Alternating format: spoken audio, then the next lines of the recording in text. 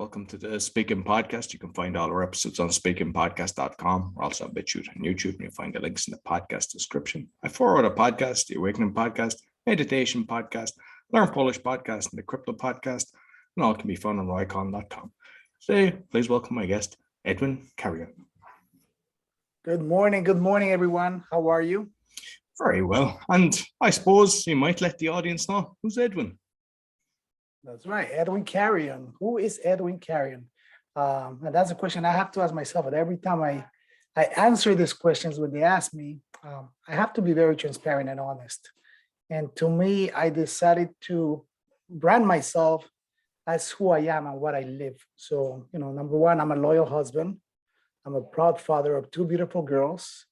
And, that was the desire of my heart. I wanted to have two girls, and God gave me that.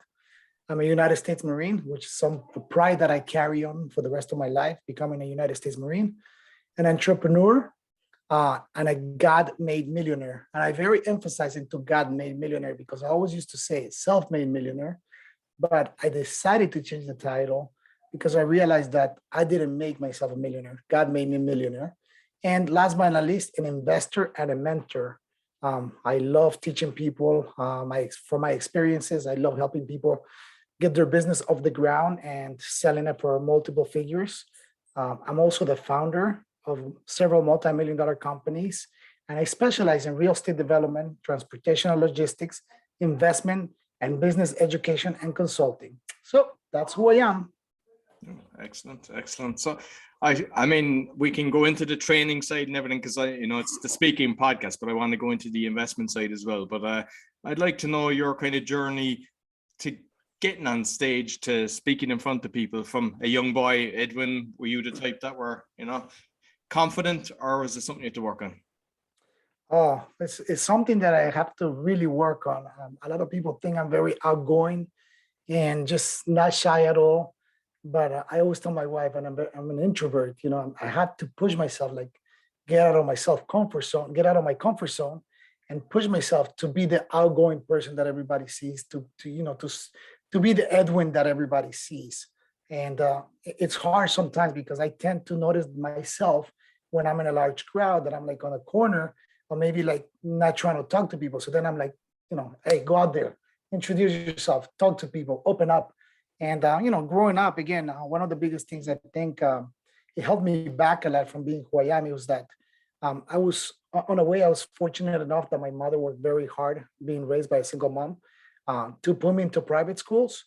And I lacked the self-confidence going to private school because a lot of the kids that I used to hang around with, come from wealthy parents. So, and I was on the other spectrum. So kind of that put me on the side of not being sure enough of myself. Okay. And I know you mentioned you were a Marine, and the last episode that I just put up, he was actually in the Navy and then went to the military, the UK. And what I've noticed is that anybody that works in the military, they tend to be very systemized. They're very good business people. And you might tell me about your journey, because I know you got promoted at an early stage as well while you're in the Marines. You might just talk a little bit about that. Well, yes, I actually got to the rank of sergeant, which is an E4, in 2 years and 2 months. If I would have got promoted in 2 years exactly, in the 24 months, I would have beaten the all-time Marine Corps record of picking up rank the fastest. Very good. And did you find it helped you being kind of systemized? And because I mean, obviously, it ain't easy to have a few multi-million-pound companies. Do you credit that to being in the Navy or in the Marines? The Marines, part of it I do, but part of it becomes more from like a failure that I had in the past, and that failure came. I was able to grow a company really, really fast at a young age. I left the Marine Corps at 22. By the time I was 27, I grew that company to over $20 million, and the market crashed, the real estate bubble, and I lost everything. I went bankrupt. And at that moment, I realized that. Was this around the 2007, 2008? That was 2007. Yeah, I got knocked over with that as well. I think everybody did, So, but the good thing is that learning how to become successful nobody could take that away from you. Now, learning how to fail, it's another learning experience. So once you put those two together, you figure out the formula, how to continue creating and becoming successful without failing again, or without, having a major fall. You could still fail, but it's not going to be as bad as it was the first time.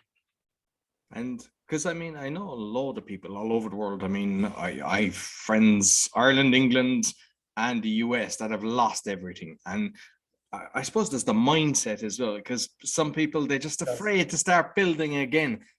What kind of advice could you give to people to kind of overcome that fear? The fear, again, one of the biggest lessons that I teach all my students and everybody that I speak to is that, you mentioned the mindset.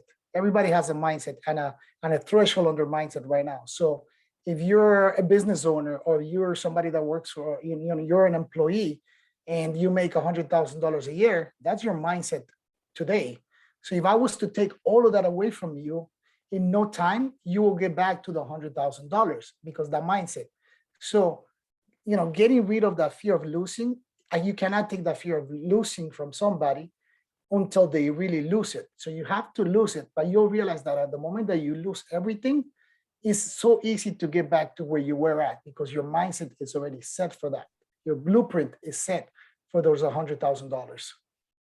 And you mentioned at the start, kind of your priorities in life, being a devoted husband and loving your two daughters, and to me, family is everything as well. Do you think by going through such a transition as well, that money is great, it allows you to get different things, but to actually appreciate the smaller things in life and the things that are most important, which is family?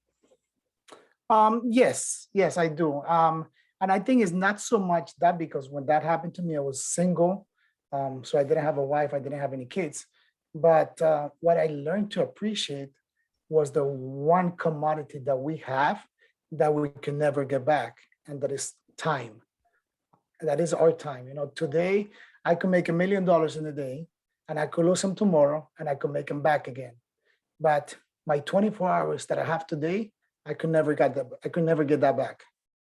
Yeah, so we have to, make sure that we look at our watch and make sure that what we're doing is something we love, instead of grinding.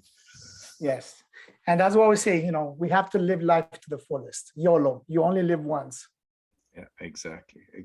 So with the, say, real estate and everything, because I know that there's different things that you've done. You've done private events, corporate retreats, and even yacht masterminds, which are all kind of public speaking. I know they're in connection with what you're doing, but you might talk about the different ones you've done and how you're connecting with people, and also kind of what you've learned, because as we develop our skill set, we kind of start off and we've realized, I did this wrong. Yes. So I got into the mentoring part, the speaking part, the public speaking part, for the simple fact that just prior to me getting out of the Marine Corps, I didn't know what I wanted to do with my life. I'm like, let me go to the federal government, let me go to the private sector, let me figure out what I want to do. And then I became a real estate developer. And prior to that, I reached out to a nonprofit company that they had free mentors. And the mentor that I got that was assigned to me was the worst mentor someone could have. This person was like, don't do this, be careful with that, maybe you should do this. Like, he was a real estate developer and he was supposed to mentor me to become a real estate developer. But instead of doing that, he was pushing me away from becoming a developer. So I bowed to myself and I said, when I become an expert at this, I want to give back to people, but I want to be a positive role model, not a negative role model. And that's exactly what happened. So my career started in 2006. I was already wealthy. My company was running good, was making good money. So I joined the same nonprofit organization that I had the mentor assigned to me, before becoming a developer. And I started helping people through that. But what I realized was that when you mentor someone for free, people don't value that. So they do not take action on the things that you teach them. And that happened to me for many years. Like, it was like over 100 of my friends that they see me coming from nothing and becoming really wealthy. And they're like, Edwin, how did you do it? And I'll give them step by step, do this, and this. I'm like, I'll even lend you money to do something like this. And out of 100 people, maybe only one person took action. And I realized that, when something is given to you for free, you don't value it. And it happened to me in my same life. I realized that that's what happened to me in my life. My mother worked very hard to put me through private school. And I was a C average student. I thought I wasn't smart enough. I thought I was dumb. I thought, I'm like really not smart. Like I'm trying, but I'm not smart. But when I paid myself my way through college, when I had to take that 10-year leap to go through university, I was an A/B student. I'm like, wow, I am smart. I am dedicated. I could put the time. Why? Because it was costing me money out of my pocket. That education was costing me money. So the moment that it cost me, I had to make sure that I pay attention and I make the best out of that. And because I'm constantly with my child and my eldest daughter as well, I don't want to give them different things, especially when you've got the funding. Like, are you making sure with your daughters that you're kind of teaching them the lessons to have the skill set and mindset that you have, as opposed to, because obviously you could buy them anything? Yes. We work on their mindset a lot. I guess I always tell everyone, mindset is the biggest thing. So always working on the mindset, making them do their affirmations, making them sure that they believe in themselves, not putting them down. And we still give them whatever they want, but they understand. But what they have is because of the work that I put in, the struggles that we went through, the hard work that I always put in, the sacrifices that I made. And they understand that part. And it's so nice to see, because they see my lifestyle as far as my work ethic. And, at a very young age, 6 years old, my daughter comes to me dressed up really beautifully, and she does a presentation to me. It's like, I'm the founder and CEO of the Puppy Sitter Club. And, she's having all these little business ideas where she wants to make money, but I have to make sure that I tell her that is not important right now. What is important is for you to do good in school. That is your priority. Now make money. Your priority now is to do good in school, because the moment that they taste the money, then everything else goes out of the way. And that's what happens to a lot of people. A lot of young people, especially the moment that they start working and they start making 10, 15, 20, $30 an hour, they get hooked on the money and they forget about the rest, which is the most important, is gaining that experience to become very successful as you progress in life. Yeah, no, definitely. And with the real estate, because as I mentioned, I got kicked over as well. And what would you advise people regarding the loan to value? Because I had one property in Ireland that was worth 400,000 euro and it dropped to 125,000 euro. You wouldn't expect something to drop so much. And I know a lot of friends that were involved in real estate, and they're going down different angles now. They're just kind of saying, what do you tell people regarding, because there is advantages to borrowing, that you can actually do a lot more, but nobody kind of knows what's happening in the markets. Something could change overnight. That is correct.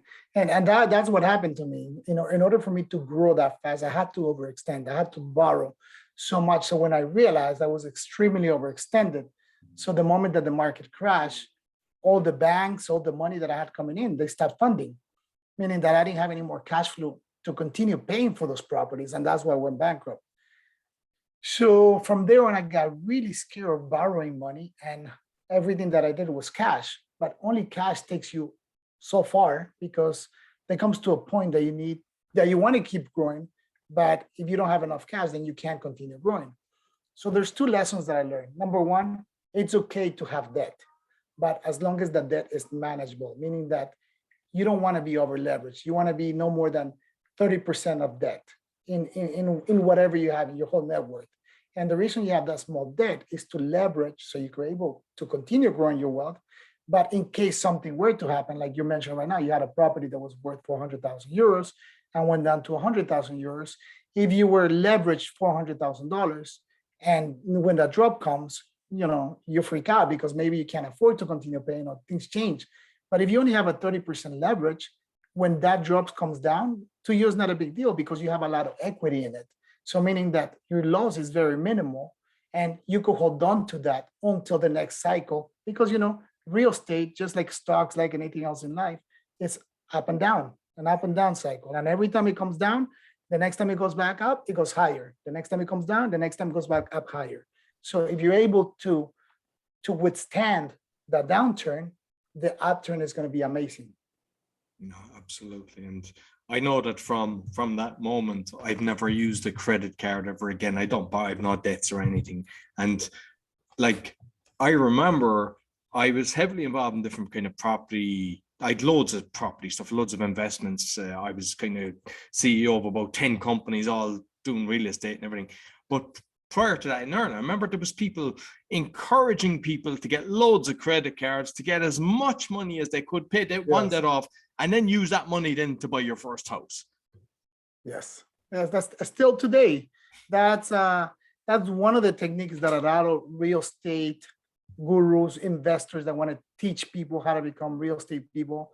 That's how they get them locked in by tricking them into getting all these credit cards and all getting into all this debt instead of teaching them the right way. Which to me, the right way is, again, if you don't have the capital, find a partner that has the capital, that is not borrowing the capital, meaning find an investor that will work with you, because that investor, when the downturn comes and you're facing hardships, he's going to be around because he's looking out for the best interest of you as the real estate investor and him because he has his money tied up on the project. When you go to a bank and when you go to a credit card company, they don't care. They're corporations. They want their money back. Yeah. And just for those that didn't get caught up in this, I know it was all orchestrated because my other podcast is exposing fraud and corruption and everything. They turned off the tap all around the world. And I was even on interest only on a lot of my properties, and they even stopped that. So they said it must be repayment. So I was getting cash positive on a lot of properties. That then meant I was losing money. So I even couldn't even sell them because they dropped below the value of actually what the debt was. And I know that was the same with loads of people around the world. It was an unfortunate thing, but things happen. You learn your lessons and you move forward. No, and I love your positive attitude, because at the end of the day, you can't be. I think it's the best blessing that happened to me, because I had a different mindset then, and I don't think I was appreciating life. I mean, obviously I was enjoying life, but I value different things in life now from the last 8 years or whatever it is, totally different. And I think it was probably a blessing, because I was planning on finishing one big block, going on to the next one, which would have been probably, we finished nearly 30 units. Next one would have been probably 100 units. And, and it was like, what are you chasing all this for? So, yeah. Yes. And like you mentioned, because I had different investors as well that are, that were kind of silent investors. So maybe you might just give a few tips to people that are trying to get into that. I mean, obviously, I know they can reach out to yourself, but if they're thinking that, they enjoy the real estate, maybe, I encourage people to read a load of books. I don't know what's your kind of starting process. You might talk about that as well, where you kind of tell people how to dribble in. Yes. I mean, as far as real estate, I'm very into real estate development. I'm not a wholesaler. I'm not a flipper. So my advice to everybody is, I like to build something from the ground up, whether it's a real estate project or whether it's a business. I'm an innovator. I like to do something different, something new.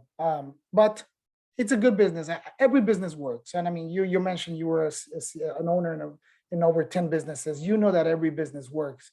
It's just how you make it and how you set it up is what makes the success of that business. Yeah, and I mean, I'm not sure how you look at the different projects you get now, but I know that I look at not thinking, oh, this land is X, it's going to cost me Y to build. I kind of look at it to kind of, if something goes wrong and you have to get out in the morning, what's the true value, not what's the inflated value. Exactly. Yes.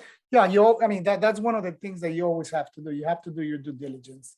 And to me, I work just this, like you said, work backwards. Why can I sell it for? What's going to be my cost? And what is the worst case scenario? Because you always want to kind of look at the worst case scenario. And is the worst case scenario going to hurt me? Or am I going to be able to sustain it while we have that worst case scenario? And if you're okay with taking that risk on that, because everybody has a different risk tolerance. Maybe, for you, your worst case scenario is losing 10%. And for me, my risk tolerance might be losing 30%. So as long as you're okay with those parameters, then it's a doable project. Again, what is your profit margin? Is your profit margin 30% or 50%? Are you okay with 30% or 50%? Me personally, I wouldn't do a project unless I'm getting 100% return on my investment. Now, there's other people that I notice, like wholesalers or flippers, especially flippers, they're looking for 10% return on their investment. So those are the big difference. But what is your comfort zone? As long as you're okay with your comfort zone, the parameters have to be all the same everywhere throughout everything that you do. And if you're okay with those parameters, then it's a doable project for you. Excellent. And I know you're a coach as well. Is it a one-on-one coaching you do, or are you doing group coaching? For real estate development, I do one-on-one coaching. And the reason I like to do one-on-one coaching for real estate development, because it's very custom. I have people that are realtors. So if you're a realtor and you want me to teach you how to become a real estate developer, I don't invest a lot of time teaching you how to find properties, because you're a realtor, you know how to find properties, you know how to search for properties. If you're a contractor, I don't invest a lot of time teaching you the construction part of the business. I invest more time finding the right property, how to set up the project, the financing part, how to raise the capital, how to find the capital, how to apply to the banks. So it's very tailored to each individual. So that's why I like to do a one-on-one when it's real estate development. And number two, I'm very picky of who I take into my real estate development program, because I only work with people that share my same values and people that are willing to invest in themselves and really are going to take action after they finish the program. And the last thing that I do, the reason I'm very picky on that, is because at the end of the program, I invest my own capital with them on development projects. Very good, very good. And so when you question, do I do group or individual? That's my individual program. On the group program, what I do is I teach people. Again, I have different workshops, I have different mentorship programs, but normally what I teach people is, I always call it how to live life to the fullest, how to have a balanced life. Just like you mentioned a minute ago, your priorities 8 years ago were totally different. So were mine in 2008. My priorities were different. I was out of shape, I wasn't healthy, I wasn't happy, and I lost everything after working so much, 24 hours a day for 5 years, and had nothing to show for. So then I realized that, you have to live life to the fullest, that you have to have a balanced life, because in life, if you put too much emphasis into your business, my marriage wouldn't work. Me being a good father wouldn't work. But if I put too much emphasis into being a great husband and a great father, my business wouldn't work. And then my personal life will be affected, because I wouldn't be happy neither. So it's finding the balance in life where you become really successful, but you're happy with yourself. Because a lot of people say, and this is one of the things that I like to take away from people, is that people will say, no, I'm working hard because I'm doing it for my family. And I'd call them BS. That's BS. You're not doing it for your family. You're doing it for yourself. Because if we make ourselves happy, then we can make everybody else happy. And sometimes I think my wife wants, all the best, let's say the best shoes and all this expensive stuff, but all she wants is my time.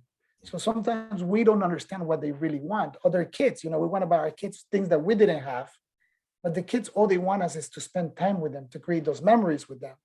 But we're so blinded into thinking and working and trying to achieve what we didn't have to give to them, but that's not exactly what they want. So once you realize that, and you start working on what you really want, and you acknowledge that you're doing it for yourself, that you're being selfish, then you could really become happy, and then have that balance in your life, and make sure that you prioritize the things that are important in your life. Exactly. And I feel as well, the most important thing is be totally present. Like when you're with your children, you're with your children, you're not thinking of work. And when you're in work, you're not worried about, you know that they're safe. Your wife is looking after them, and your head is focused, and you get way more done. But I see so many people, they're guilty when they're in work, because they're letting, and then when they're at home, they're not even present with their family. They're on the phone, or they're on the computer, and they're just constantly. Yes. And nowadays, this is the biggest problem that we all have. It's constantly going off, it's constantly showing notifications, it's constantly doing something. So it's learning how to put that away for a little bit. I mean, it could be 30 minutes, so like that you're Exactly. present, like you mentioned. Yeah, and the same with the meals and everything. Don't have a phone near you. Yes. And there's times you think you need it, but the reality is you feel so much less stressed when you don't have a phone near you. Yes.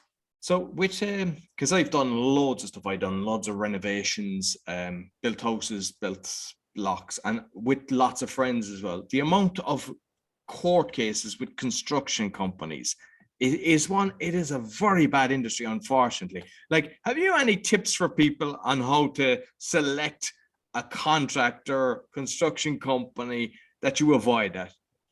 One thing that I learned that in school, because I went to the University for Business and Construction Management. And the one thing that I heard from that attorney that was teaching our legal ethics class was that you don't hire the cheapest contractor. You hire the most competent and ethical contractor. So it goes back again, when you're searching for the right project, you do all this due diligence, but then when you start doing the project, you try to find and save on the cheapest contractor.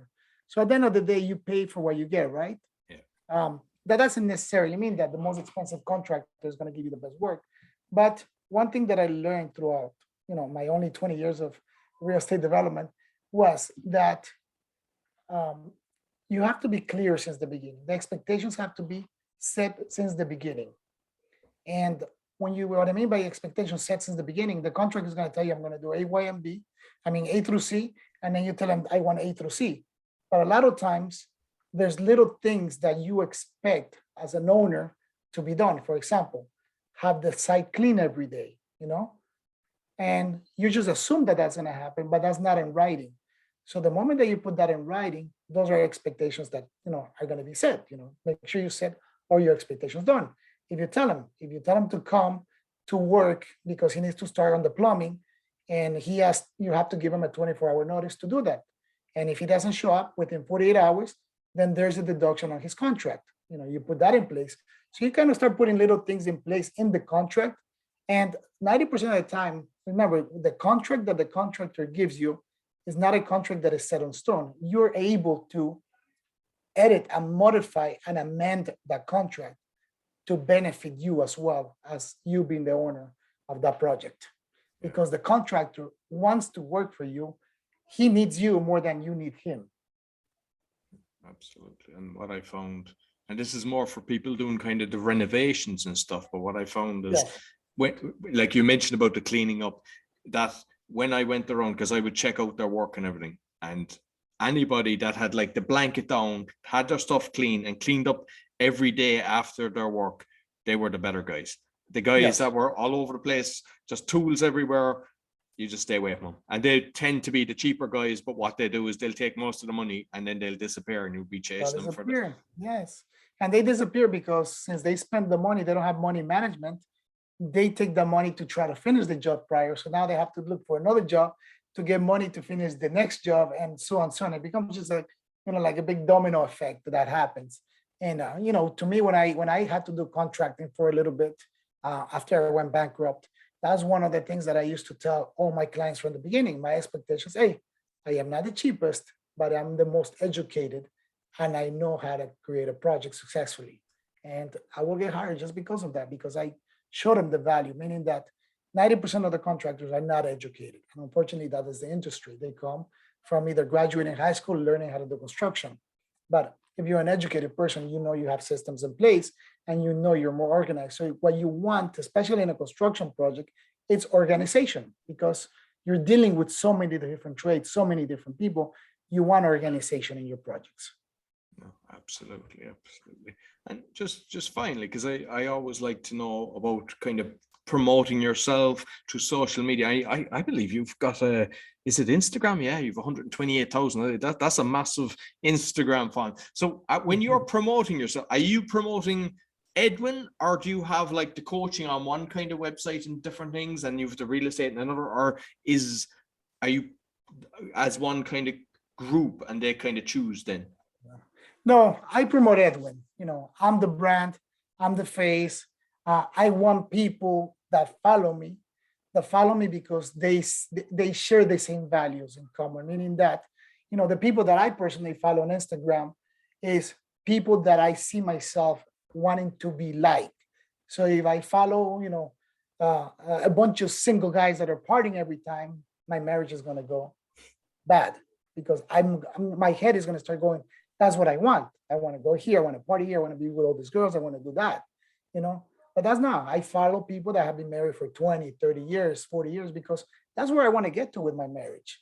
The same thing in business. I follow real estate developers that are very successful, but not only successful, but I follow that they share the values. They're Christians. They have a way to give back to people. They have a way to help people. And the reason I started investing in my own students was I looked at all these real estate programs and all these other people, and even myself. I invested a few years back into this commercial course. I'm not gonna say the name of the person, but you know, it was very expensive. It was like $30,000 for the program. When I invested myself, he's like, "No, we're gonna work with you. We're gonna help you get commercial deals and this and that," because I have always been in the residential market. But once it came time to really prove that you're able to do that, they're like, it was all a business. It was only selling, selling, selling, and there was no support. So that's why I said, you know what, I'm going to change this whole thing because a lot of people, a lot of mentors, they don't believe in what they teach. And that's the reason they don't invest with their students because they do not believe in what they teach. So to me, I figure like if I'm teaching you how to become successful, if I'm teaching you everything that I did to become successful, and if you follow everything the way that I teach you, you're going to be successful. So why wouldn't I invest my own money with you? There's no reason why I wouldn't do that, right? Yeah. So I started doing that. So I realized, instead of promoting a company, instead of promoting something else, I have to promote myself. I promote myself because I want people to see the lifestyle. I want people to see who I am, who I really am. And, I'm a family guy. I'm a godly guy. I spend a lot of time. I do the things that I do. I enjoy my fancy cars. I enjoy traveling, but I work. And how am I able to manage all these companies, all these four companies, and still do everything else? So when people see that, that's what they want. And if you want that, then I could help you get there. Excellent. And I know we mentioned it at the start, but you might just give people a heads up on the software you're using, because I was very impressed the way that you were able to flip the camera angles and actually have the text going across. Because I know you've got coaches listening in, speakers listening in, and the way the life is gone, a lot of people have to present online. So you may just give a quick, like what you told me at the start before we started recording. Yes, I use this software, and I'm going to post it here. It's called, I'm going to type it up right here. Mannequin. You can see Manicam. So I use Manicam to do my presentations with people, with potential clients, to do presentations with people. And it's a platform where you can switch from slide to slide and do presentations. You could have lower thirds. You could have audio. You can have anything you want throughout this. So this is the platform that I use, Manicam. It's a very inexpensive software, but it's very convenient for you to do many things. When you're presenting, when you're teaching people. So I'm able to switch. If I want to show you my website, I'll go to my website and I'll show you my website. So I'll go there. Yeah, and it's so smooth. And just for those just listening, Yes. he can change. He can put his social media with the names. He can put his name, the business. I know he's just switched over to his website, And then you can see. and then there's another picture, and he's up the top corner. So it looks extremely professional. I mean, I've seen a lot of different things, OBI, and it is very good. Like, I'm definitely going to check that out. Family right there. So the transition is good. So you can have different slides with a bunch of different pictures. So like that, you choose the one that you want to talk to about. And you're always on the top, on the right. You can put yourself whatever you want.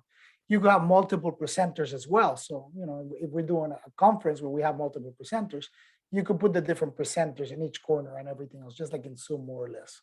Okay. And is it a monthly thing, or is it something that you pay once? And it's a monthly thing or a yearly thing. You could pay it whichever way you want. How much is it? I completely forgot. I paid a while ago, so I don't remember at this moment. Okay, I know, but I mean, it looks impressive. So listen, Edwin, thoroughly enjoyed our conversation. You might let people know how they can get in contact with you.